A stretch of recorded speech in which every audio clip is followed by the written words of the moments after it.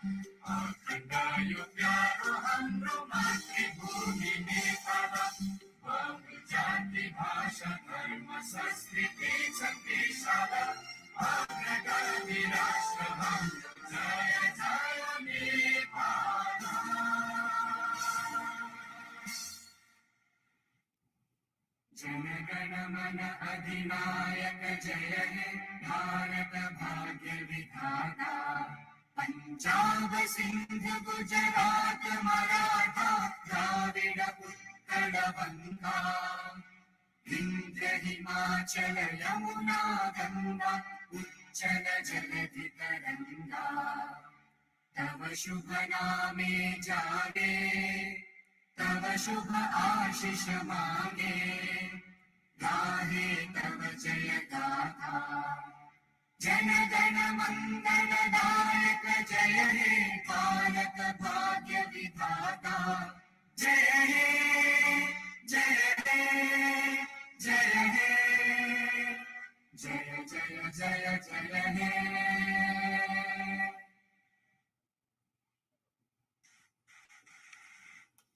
धन्यवाद। 2568औं बुद्ध जयन्तीको यो पावन अवसर अब सङ्घका नायका नेपाल भिक्षु महासङ्घबाट पञ्चशील मन्त्रोच्चारणको कार्यक्रम रहेको छ। Ladies and gentlemen, the Sangha Mahanayaka Bhikshus will now be offering the 5 precepts.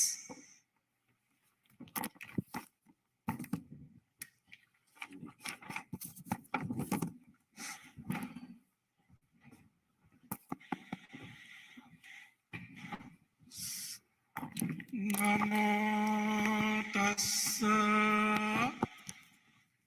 bhagavato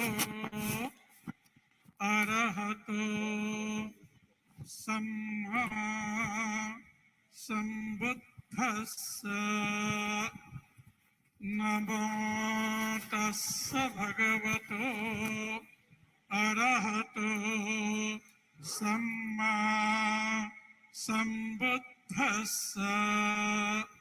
Namo tassa bhagavato arahato samma sambuddhassa. Buddhang saranang gacchami, dhammang saranang gacchami, sanghang saranang gacchami,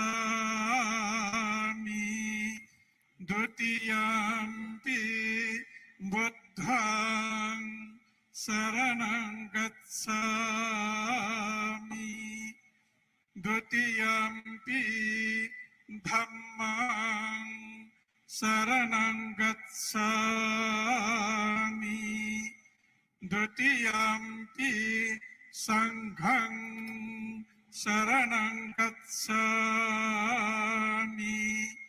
Tatiyampi buddhang saranang gacchami.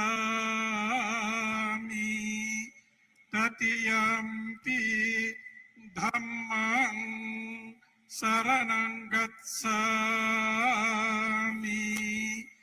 Tatiyampi sanghang saranang gacchami.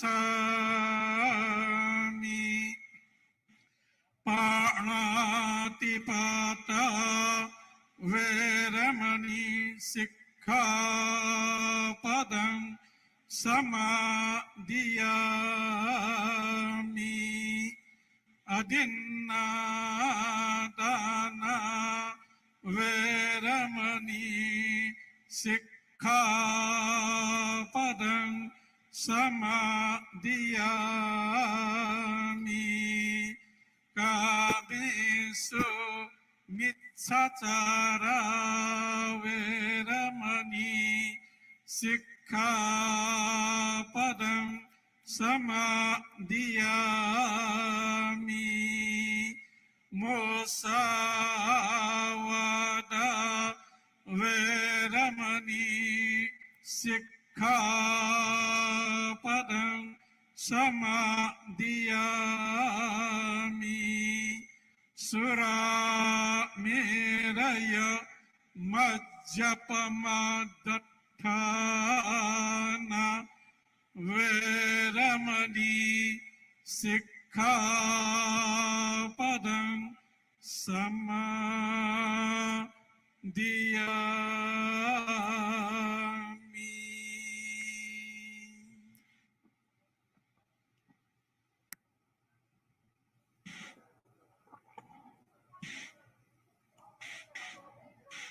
धन्यवाद। लक्ष्यमा पुग्नुभन्दा महत्त्वपूर्ण लक्ष्यसम्मको यात्रा राम्रोसँग गर्नुहुन्छ। हजारौं शब्द भन्दा त्यो एक शब्द राम्रो हुन्छ जसले शान्ति ल्याउँछ। यस सरल तर उच्च मानव जीवनको मार्गदर्शक बुद्ध वाणीलाई प्रतिबिम्बित गर्ने, विश्व शान्तिका साझा भाव र उत्प्रेरणालाई समेट्ने आजको यस बुद्ध जयन्ती समारोहमा हाम्रा अति विशिष्ट अतिथिगण बुद्ध के वचनों का साक्ष्य हमारे इस पावन अवसर बुद्ध पूर्णिमा के दिवस पर मान्य अतिथिगण यहाँ उपस्थित हुए हैं। मित्र राष्ट्र भारत के प्रधानमंत्री जी यहाँ उपस्थित हैं। लुम्बिनी को विश्व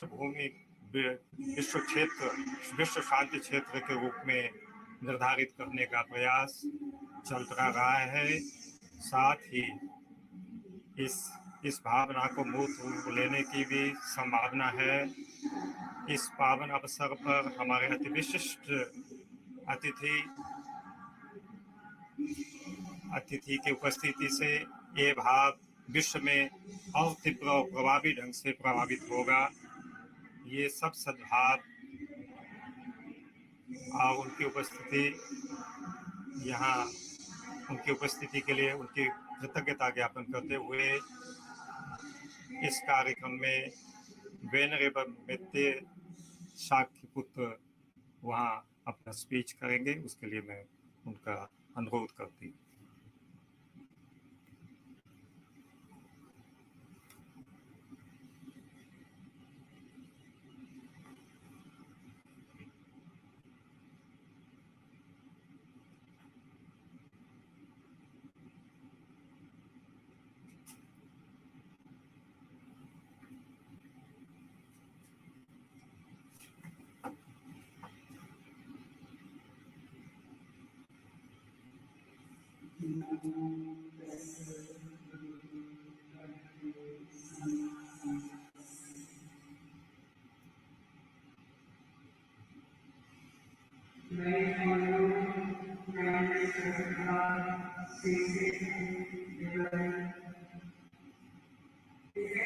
गाना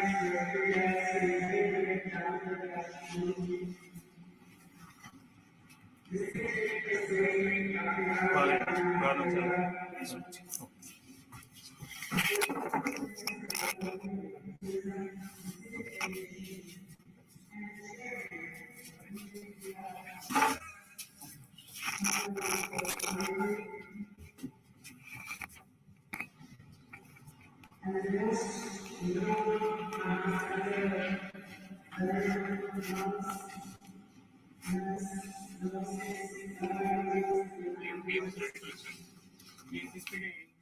The honorable ministers from various ministry, honorable members of parliament,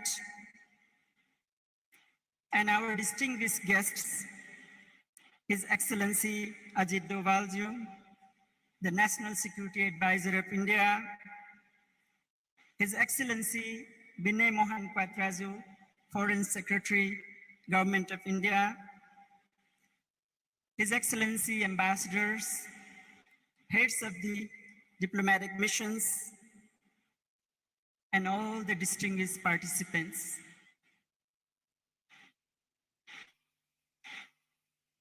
This most auspicious and august assembly,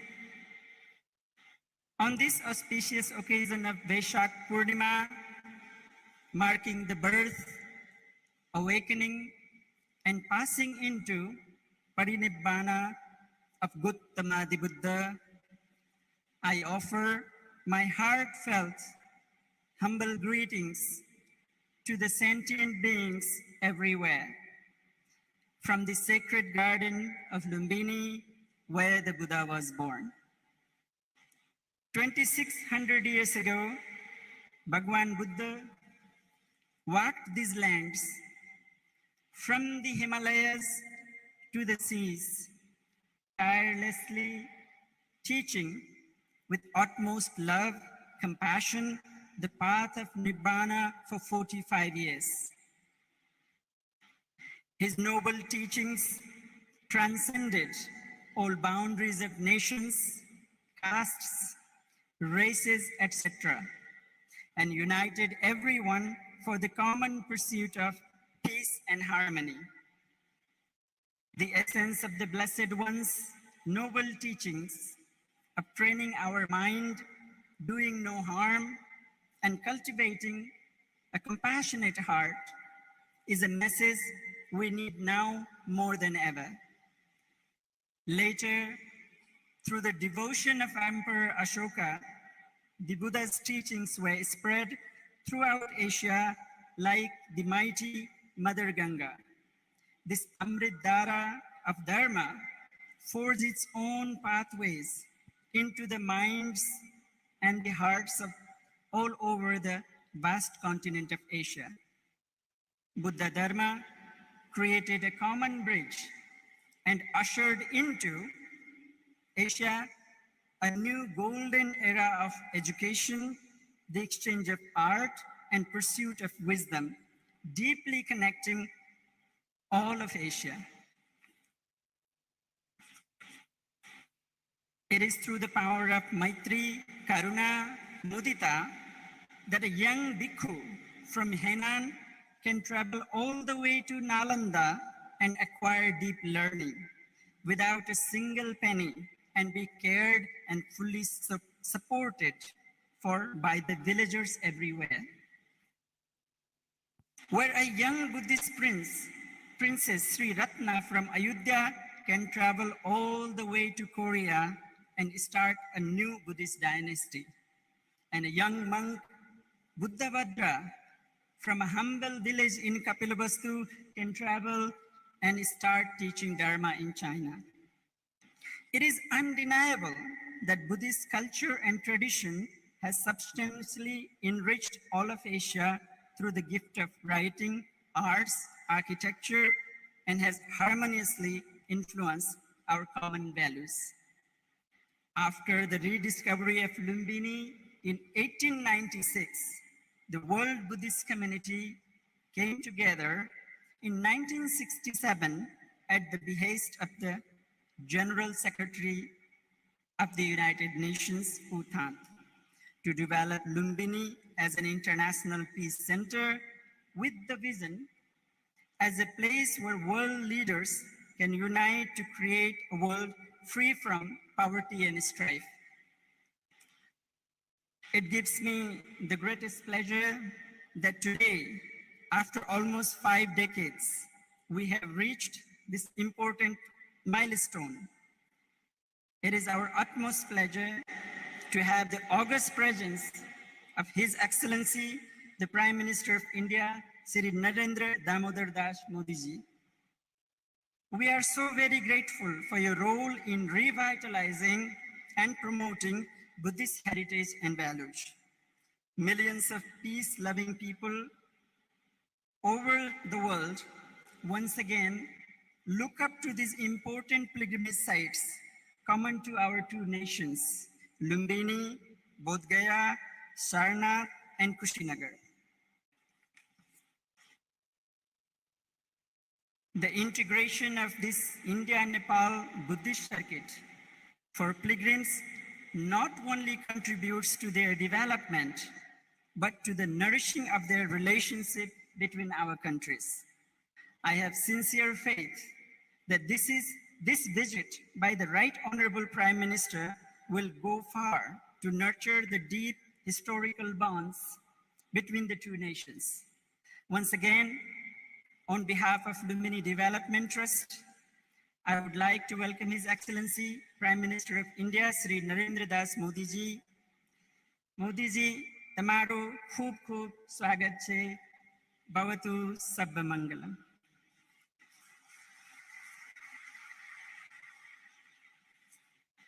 Dhanyavad, Venerable Maitya. It certainly is a milestone in the very close multi-dimensional relations between Nepal and India. A great day to celebrate solidarity and mutual culture.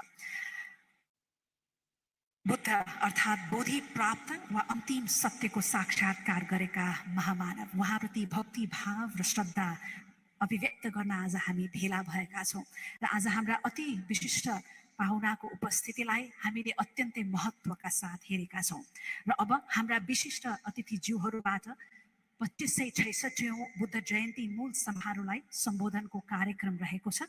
सर्वप्रथम सम्माननीय प्रधानमन्त्री Shri Sher Bahadur देउबाज्यूलाई yes सभालाई सम्बोधन गरिदिनु हुनुको लागि विनम्र अनुरोध गर्दछु।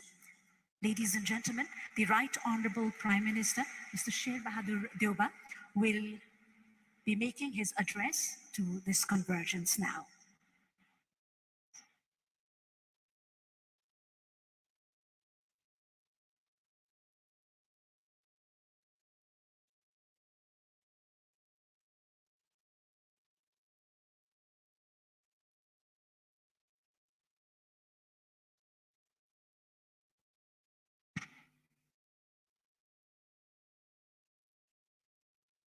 राष्ट्र भारत का महामहिम प्रधानमंत्री Narendra Modi ji, Excellency Prime Minister of India Sri Narendra Modi ji, venerable monks and nuns, distinguished members of the Indian delegation, distinguished guests, ladies and gentlemen. We feel extremely happy today to welcome Prime Minister of India, Sri Narendra Modi ji, in this sacred land of Lumbini, the birthplace of the Lord Buddha, the Apostle of Peace.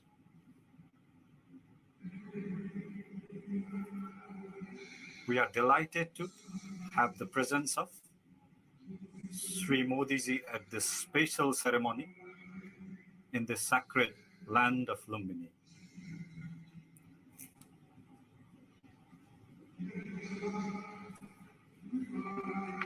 During the last 2 years, the COVID-19 pandemic had confined us to celebrate Buddha Jayanti in a limited setting.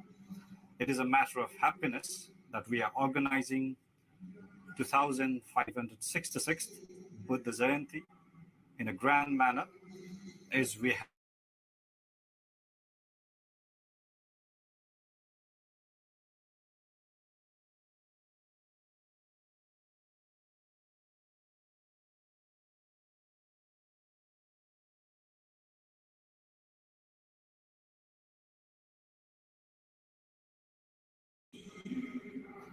Together with us, the world is also observing this day is the day of Vesak, organizing different events.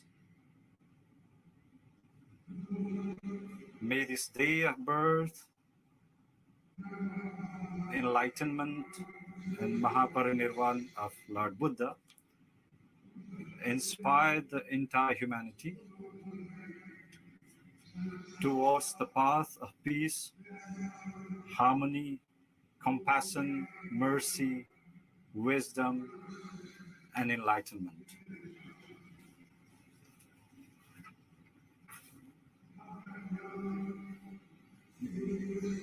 I believe that Sri Modi's visit will contribute for giving worldwide visibility to Lumbini, the birthplace of the Lord Buddha.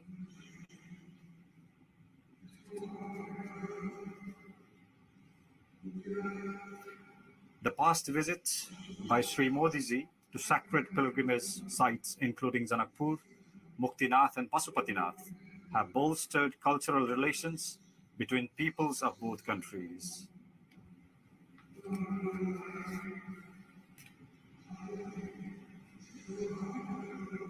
It has also helped in an increased flow of Indian tourists in those areas. For this, I express my gratitude to Prime Minister Modi ji. I'm confident that this visit will further strengthen social, religious, cultural, and civilizational connections that our two countries and peoples share since historic times. Ladies and gentlemen, Gautam Buddha has closely connected the bonds between Nepal and India through his profound thoughts and illuminating works. He is equally respected and venerable figure for both countries. His invaluable teachings and messages have impacted the lives as well as philosophies of people of the both countries.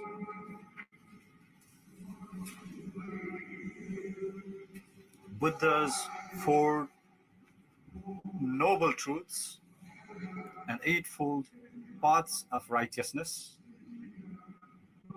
are meant to free humans from sufferings, and they stand as timeless inspiration for humanity across the generations. The teachings of Sakyamuni Buddha were meant to free humans from the miseries and sufferings through compassion and awakening.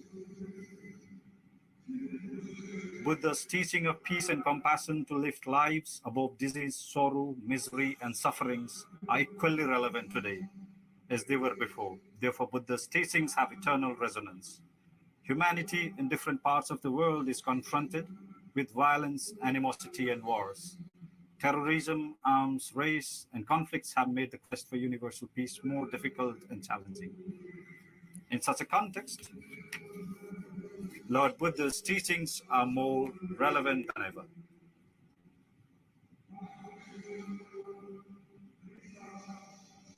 For a world defined by mutual respect, compassion, non-violence, harmony, and peace, Buddha's messages are highly relevant today.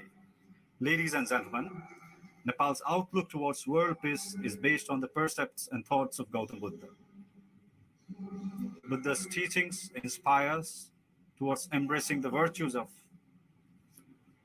self-introspection, respect for others, and righteously responding to the changing circumstances for the well-being of everyone in the society. Nepal's socio-cultural advancement is characterized by the notion of harmony, peace, and tranquility. We attach great importance to inclusive democracy, equality, and non-discrimination in the pursuit of our national development agenda. As the birthplace of Lord Buddha, Lumbini is committed to keep the eternal light of Buddha's teachings bright. Our aim is to develop Lumbini as a heritage of entire humanity and as a center of inspiration for world peace. Thus, it is our commitment to develop Lumbini as the global center of Buddhism and Buddhist philosophy. Toward this noble aim, we value the cooperation and solidarity of all. Ladies and gentlemen, Modi ji and I had fruitful discussions today on the ways and means to further advancing historical relations between Nepal and India. We also look forward to developing the Buddhist circuit, which will further strengthen our cooperation in culture and tourism, as well as link the sacred lands that were significant in the life of Lord Buddha.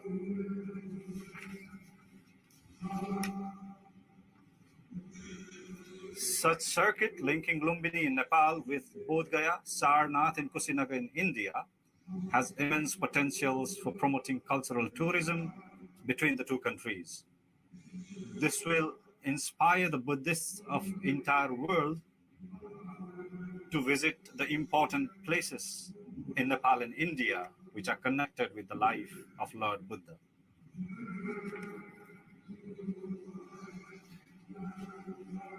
With the inauguration of recently constructed Gautam Buddha International Airport in Vairahava, we are equally eager to welcome in Lumbini more visitors from India and all over the world for pilgrimage.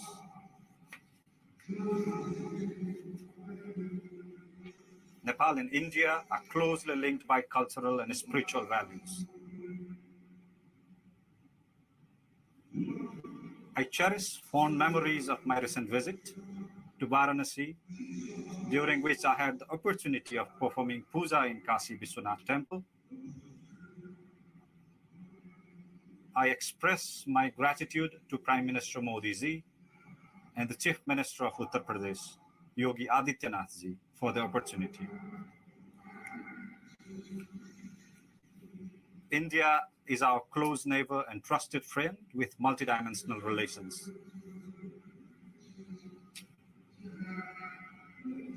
India has generously and kindly provided us significant assistance at the difficult times, particularly when the COVID-19 pandemic disrupted lives and livelihoods.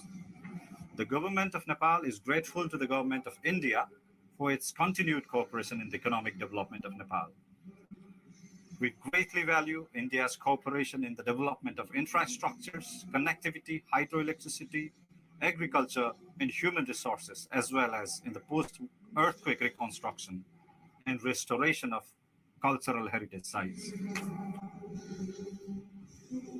As this year marks the 75th year of the formalization of diplomatic relations between Nepal and India, we look forward to further strengthening of our relations based on mutual understanding and respect. Venerable monks, nuns, and distinguished guests, I would like to underscore that divine footprints of Lord Buddha will continue to guide our pursuit for peace and harmony, compassion and enlightenment in our countries, in our region,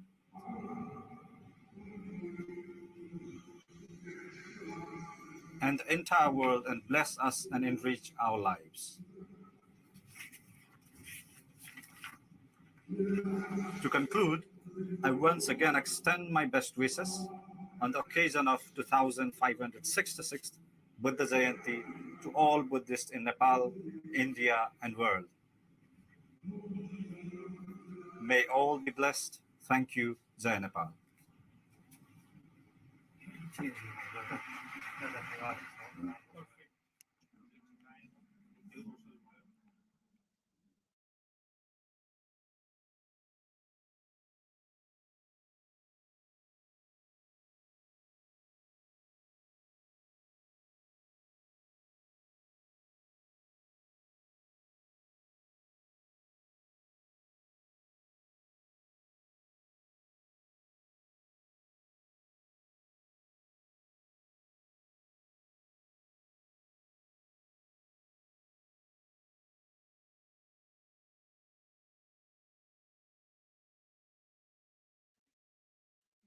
सन्देश यहीँबाट उद्घोष गर्ने यो अवसर पाएर र yes भावसँगै अब हाम्रा अति विशिष्ट अतिथि मित्र राष्ट्र गणतन्त्र भारतका महामहिम प्रधानमन्त्री श्री नरेन्द्र मोदीज्यूलाई यस सभालाई सम्बोधन गरिदिनु हुन हार्दिक अनुरोध गर्दछु। May I humbly request His Excellency the Prime Minister of India to extend his special address to this august convergence.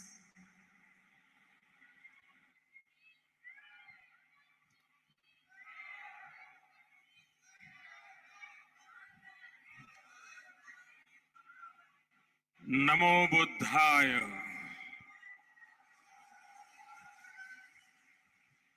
Nepal के प्रधानमंत्री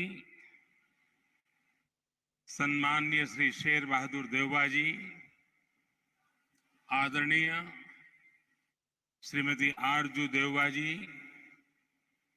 सभा में उपस्थित नेपाल सरकार के मंत्रीगण, बड़ी संख्या में उपस्थित बौद्ध भिक्षु एवं बौद्ध धर्मावलंबी, विभिन्न देशों से पधारे गणमान्य अतिथिगण, देवी और सज्जनों, बुद्ध जयंती को पावन अवसर में यस सभा में उपस्थित यहाँहरू सबैलाई संपूर्ण नेपालवासीहरूलाई र विश्वका सबै श्रद्धालु जनलाई लुम्बिनीको पवित्र भूमिबाट बुद्ध पूर्णिमाको धेरै धेरै शुभकामना।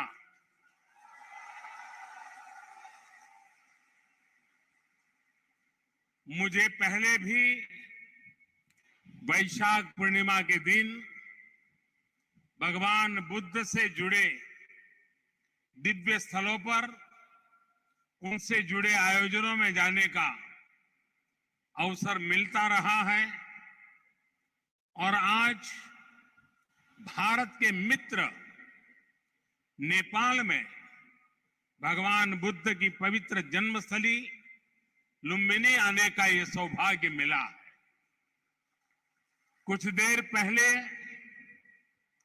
माया देवी मंदिर में दर्शन का जो अवसर मुझे मिला वो भी मेरे लिए अविस्मरणीय। वो जगह जहां स्वयं भगवान बुद्ध ने जन्म लिया हो, वहां की ऊर्जा, वहां की चेतना, ये अलग ही एहसास है। मुझे देखकर भी खुशी हुई कि इस स्थान के लिए 2014 में मैंने महाबोधि वृक्ष की जो सैपलिंग भेंट की थी वो अब विकसित होकर एक वृक्ष बन रहा है। साथियों, चाहे पशुपतिनाथ जी हो, मुक्तिनाथ जी हो, चाहे जनकपुर धाम हो या फिर लुम्बिनी में जब जब नेपाल आता, नेपाल अपने आध्यात्मिक आशीर्वाद से मुझे कृतार्थ करता है। साथियों, जनकपुर में मैंने कहा था कि नेपाल के बिना हमारे राम भी अधूरे हैं।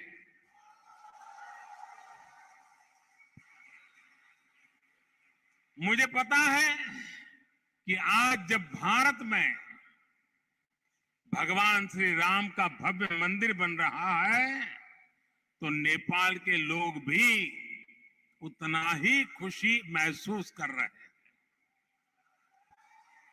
साथियों, नेपाल यानी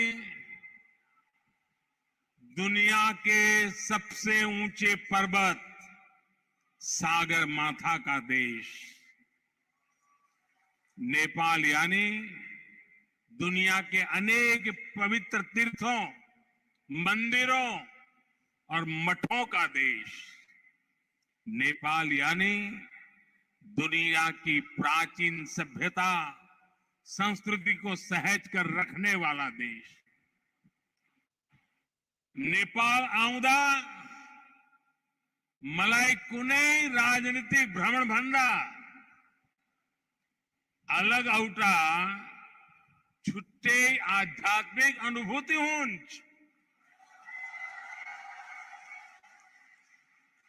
भारत और भारत के लोगों ने हजारों सालों से नेपाल को इसी दृष्टि और आस्था के साथ देखा है। मुझे विश्वास है अभी कुछ समय पहले जब शेर बहादुर देउबा जी, श्रीमती आरजू देउबा जी भारत गए थे और जैसा अभी देउबा जी ने वर्णन किया बनारस का, काशी विश्वनाथ धाम की यात्रा की थी, तो उन्हें भी ऐसी ही अनुभूति भारत के लिए भी होना बहुत स्वाभाविक है। साथियों, ये साझी विरासत, ये साझी संस्कृति, ये साझी आस्था और ये साझा प्रेम, यही हमारी सबसे बड़ी पूंजी है।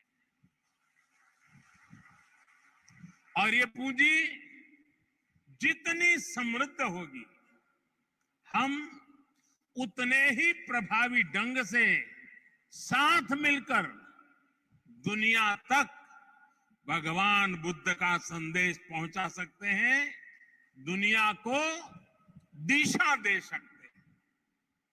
आज जिस तरह की वैश्विक परिस्थितियां बन रही हैं, उसमें भारत और नेपाल की निरंतर मजबूती होती मित्रता, हमारी घनिष्ठता संपूर्ण मानवता के हित का काम करेगी। और इसमें भगवान बुद्ध के प्रति हम दोनों ही देशों की आस्था, उनके प्रति असीम श्रद्धा हमें एक सूत्र में जोड़ती है, एक परिवार का सदस्य बनाती है। भाई और बहनों, बुद्ध मानवता के सामूहिक बोध का अवतरण है। बुद्ध बोध भी है और बुद्ध शोध भी है। बुद्ध विचार भी है और बुद्ध संस्कार भी है। बुद्ध इसलिए विशेष है कि उन्होंने केवल उपदेश नहीं दिए, बल्कि उन्होंने मानवता को ज्ञान की अनुभूति करवाई। उन्होंने महान वैभवशाली राज्य और चरम सुख सुविधाओं को त्यागने का साहस किया। निश्चित रूप से उनका जन्म किसी साधारण बालक के रूप में नहीं हुआ था, लेकिन उन्होंने हमें यह एहसास करवाया कि प्राप्ति से भी ज्यादा महत्व त्याग का होता है। त्याग से ही प्राप्ति पूर्ण होती है। इसलिए वो जंगलों में विचरे, उन्होंने तप किया, शोध किया। उस आत्म शोध के बाद जब वो ज्ञान के शिखर तक पहुंचे, तो भी उन्होंने किसी चमत्कार से लोगों का कल्याण करने का दावा कभी नहीं किया, बल्कि भगवान बुद्ध ने हमें वो रास्ता बताया जो उन्होंने खुद जिया था। उन्होंने हमें मंत्र दिया था, अब अपदीपो भव भिक्खवे, अपदीपो भव भिक्खवे, परीक्षा भिक्षवो, ग्राह्यम मद बचो न तू गौरवाद। अर्थात अपना दीपक स्वयं बनो, मेरे वचनों को भी मेरे प्रति आदर के कारण ग्रहण मत करो, बल्कि उनका परीक्षण करके उन्हें आत्मसात करो। साथियों, भगवान बुद्ध से जुड़ा एक और विषय है जिसका मैं आज जरूर जिक्र करना चाहता हूं। वैशाख पूर्णिमा का दिन लुम्बिनी में सिद्धार्थ के रूप में बुद्ध का जन्म हुआ। इसी दिन बौद्ध गया में वो बोध प्राप्त करके भगवान बुद्ध बने और इसी दिन कुशीनगर में उनका महापरिनिर्वाण हुआ। एक ही तिथि, एक ही वैशाख पूर्णिमा पर भगवान बुद्ध की जीवन यात्रा के ये पड़ाव केवल संयोग मात्र नहीं था, इसमें बुद्धत्व का वो दार्शनिक संदेश भी है जिसमें जीवन, ज्ञान और निर्वाण तीनों एक साथ है, तीनों एक साथ जुड़े हैं। यही मानवीय जीवन की पूर्णता है और संभवतः इसीलिए भगवान बुद्ध ने पूर्णिमा की इस पवित्र तिथि को चुना होगा।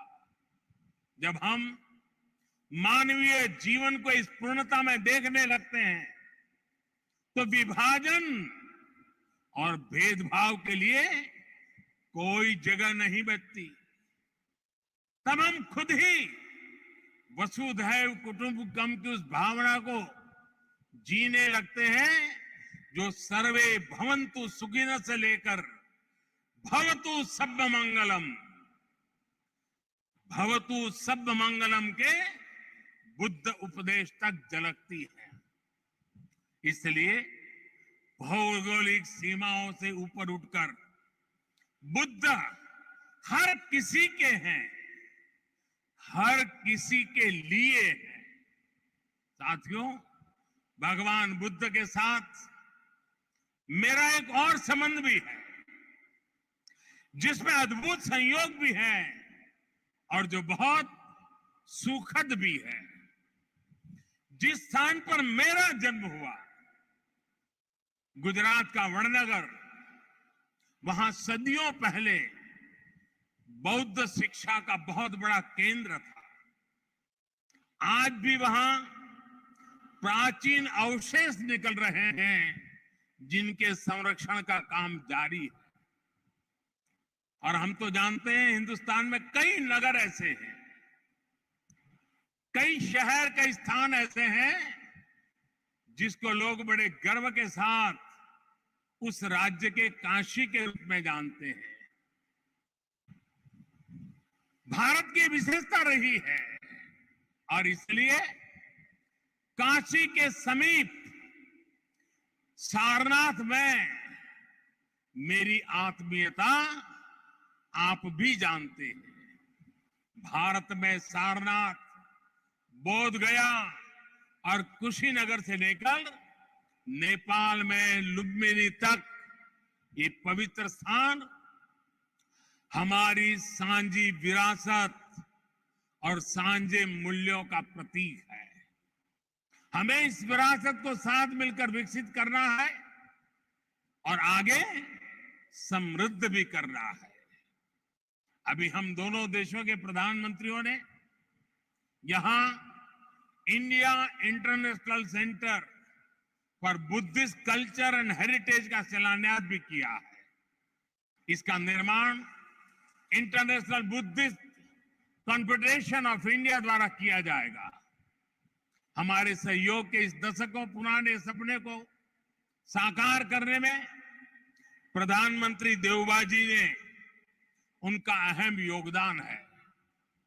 लुम्बिनी डेवलपमेंट ट्रस्ट के अध्यक्ष के रूप में उन्होंने इंटरनेशनल बुद्धिस्ट कन्फेडरेशन को इसके लिए जमीन देने का निर्णय लिया था और अब इस प्रोजेक्ट को पूरा करने में भी उनकी ओर से पूरा सहयोग किया जा रहा है।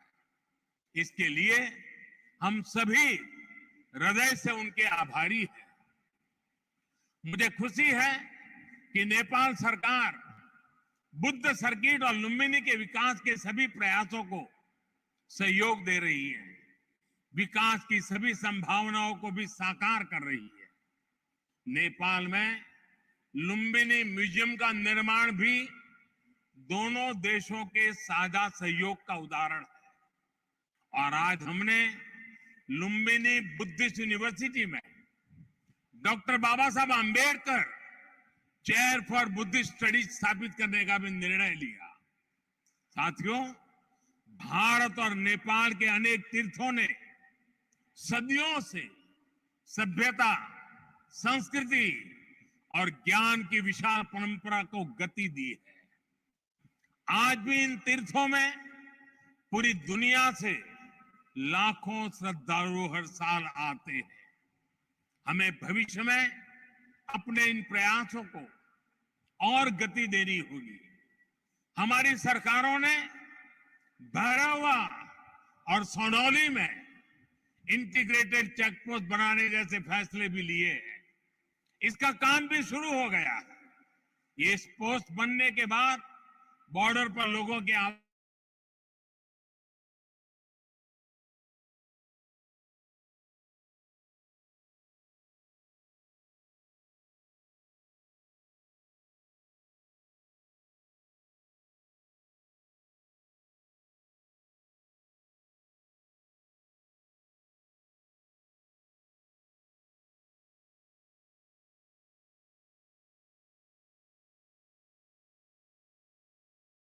प्रयास लाभ दोनों देशों के नागरिकों को मिलेगा। साथियों, भारत और नेपाल बीच को संबंध हिमालय जस्ते अटल छे। हिमालय जति के पुरानो छे।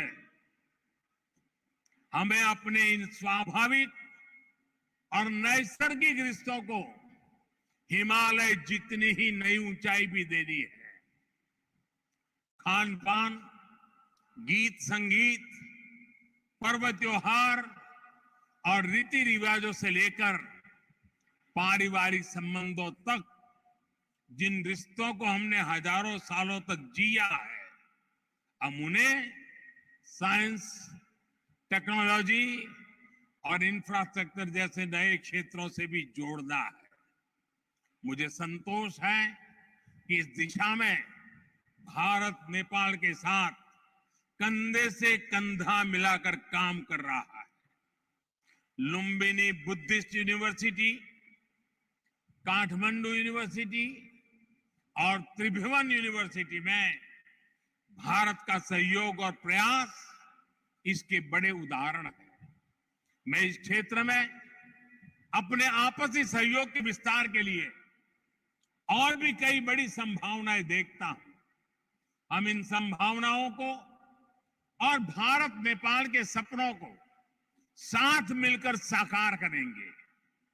हमारे सक्षम युवा सफलता के शिखर पर बढ़ते हुए पूरी दुनिया में बुद्ध की शिक्षाओं के संदेशवाहक बनेंगे। साथियों, भगवान बुद्ध का कथन है, सुप्प बुद्धम प्रभज्जन्ति सदा गौतम सावका एसम दिवाचरत्तो च भावनाए रतो मनो। अर्थात जो हमेशा मैत्री भावना में, सद्भावना में लगे रहते हैं, गौतम के वे अनुयायी हमेशा जागृत रहते हैं।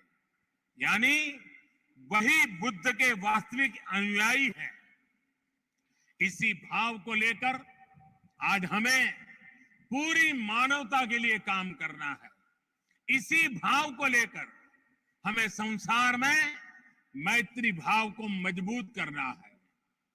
भारत र नेपाल बीचको मित्रताले यस मानवीय संकल्पलाई पूरा गर्न यसै गरी मिलेर काम गरिहने कुरामा मलाई पूर्ण विश्वास है। इसी भावना के साथ आप सभी को एक बार फिर से वैशाख पूर्णिमा की अनेक अनेक शुभकामनाएं। नमो बुद्धाय, नमो बुद्धाय, नमो बुद्धाय। धेरै धेरै धन्यवाद ज्ञापन गर्न चाहन्छु महामहिम श्री नरेन्द्र मोदी